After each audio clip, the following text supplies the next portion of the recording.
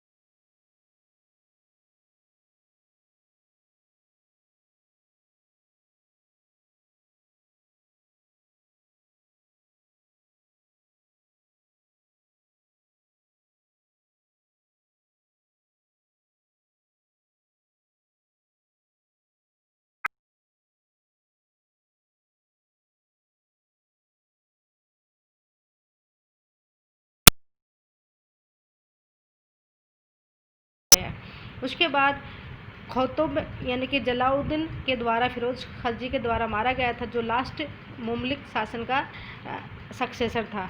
उसके बाद and he letter became the first ruler of Khalji dynasty, और जो ये है फिरोज खलजी, वो सबसे पहला खलजी डायनेस्टी का राजवंश बना, शासक राजा बना। उसने अपने पूर्वजों के अनुसार वो तुर्की अफगान का वंशावली था। जो खलजी था वो किसका था? तुर्की अफगान का वंशावली था।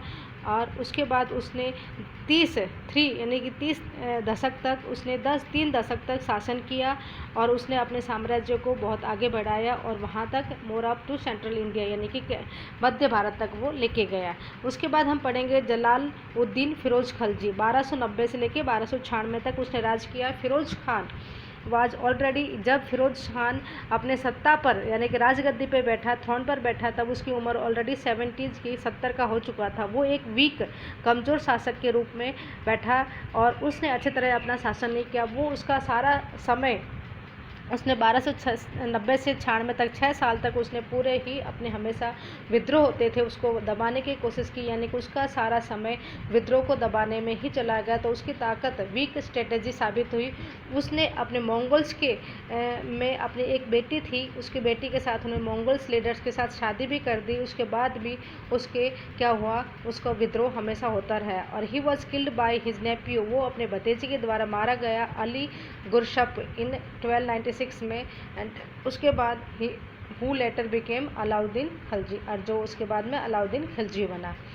अब अलाउद्दीन खिलजी के बारे में ये है कि Alauddin Khilji the most powerful ruler of the Khilji dynasty. जो अलाउद्दीन खिलजी था वो बहुत ही ताकतवर शासक था और उसने अपने हर तरफ से अपने एम्पायर को, साम्राज्य को भारत में स्थापित करने की कोशिश की और उसने अपनी सारी इच्छाओं को पूरी की।